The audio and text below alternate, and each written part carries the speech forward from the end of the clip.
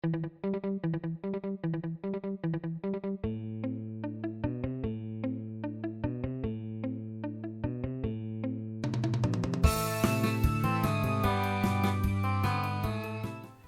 again, this is David, and in this video series we shall see how to free ourselves from the entrapment of time as it is defined for us by our society. I would like to acknowledge that various sentences used in these videos have been paraphrased from the book The Magical Approach by Jane Roberts, a Seth book. And now let's begin by looking at the differences between artificial time, which is how time has been defined for us by society, and natural time, which is the way the universe and life itself uses time for our own sake in a multi-dimensional fashion. Natural time. There is a natural time that orchestrates and synchronizes life at all levels, from the subatomic to the human scale and beyond, creating a sense of universal synchronicity across all dimensions and scales. This time is beyond the calendar and clocks. Indeed, it connects our three-dimensional physical life experience to the infinite and the eternal, to the multidimensional.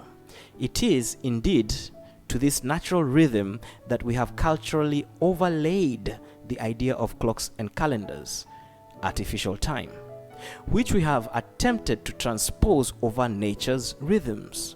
And then we have assumed ourselves as victims of this artificial time. And that is a problem we need to undo now in our minds. Natural time is real. Artificial time is made up. Sometimes, if we're lucky, artificial time matches up to natural time.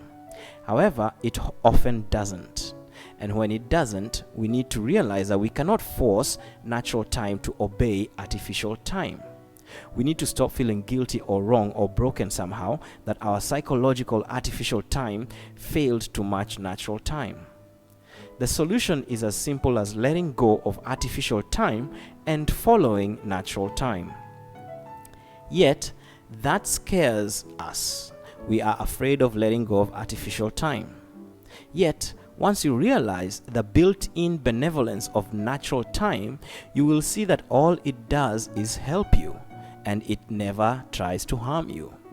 We shall talk about that deeper in a moment. First, let us look at some of the attributes of natural time. Natural time is not linear. It is not three-dimensional. It does not move forwards only. Instead, it is quantum, it is magical, it is far richer than we can imagine. It turns inwards and outward and backwards and forward upon itself. To align with natural time is to be in the flow, the now, the present moment. This is your only point of power, the now. The past and future are mental concepts that exist only as illusions in the privacy of your own mind.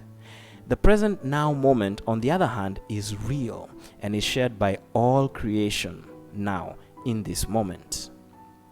Natural time unifies. It is born of love.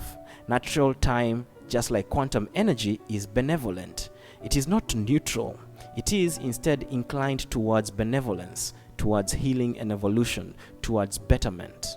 It is part of the natural physics of life. Physics with an attitude of benevolence that is built into the very fabric of life, in each cell, in each atom, in each energy particle. Natural time is triggered or enhanced by letting go, by trusting life, by relaxation and joy, by love. All these things place us in the flow, in the now. Have you noticed how, for example, the greatest masterpieces in art or music all arise when the artist or musician is in natural time, in the flow? Have you noticed how your own greatest inspirations have come when you were in the flow? Getting into the flow is a choice that we have to make, and the more we practice it, the better we get at it.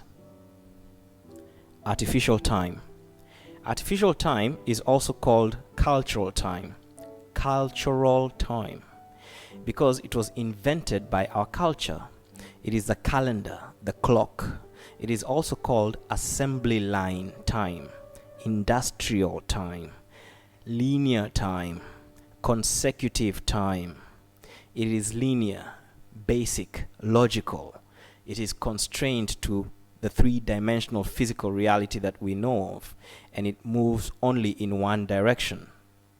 We consider it reasonable, meaning it follows logic and reason, which is another constraint that our society has decided to define itself by.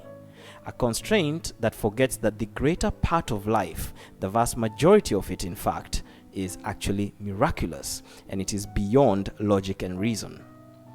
And because we have given artificial or industrial time such a high value and priority, and we judge ourselves against it, we have ended up enslaving ourselves to it. This is a great loss of our own inner power, yet it is us doing it to ourselves. There's no one to blame. Artificial time enforces the illusion of separation with its artificial deadlines, endings, and so on. It engenders fear of time running out on us in various ways. Hence, we always feel as if there isn't enough time, which is quite ridiculous when you consider that life is eternal. It is all a matter of perspective, really. Artificial time does not value natural time except for how time can be used for definite, prescribed, pre-approved purposes, and it makes wrong and guilty the letting go and the allowing of natural time, and even that action or the beingness of relaxing to enjoy time, to just be. Artificial time makes that something to feel guilty about, something wrong. The idea of you just being yourself in the moment, artificial time comes in and judges you against that. Because you should be doing something. You cannot just be. So, doing is overvalued. Being is undervalued by artificial time. That is to say that artificial time sees the now as an enemy and values it only to the extent of what the now can get the person next in future. It is always running, chasing the future and escaping the past, and there is never enough of it. This artificial time framework was initially set up to cut down on impulses, creative thought, or activities otherwise considered as disruptive or ungovernable by the rulers of society at the time. For example, office work runs on artificial time. Artificial time is a system of governance.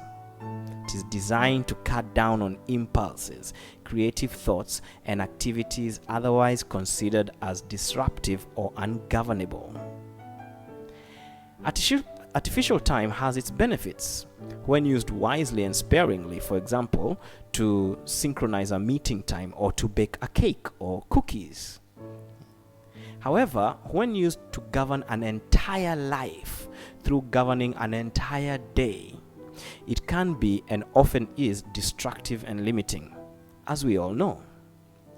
Whenever we say we desire time freedom so that we can fully express ourselves without restrictions, what we are actually saying is that we desire to be free from the enslavement of artificial time.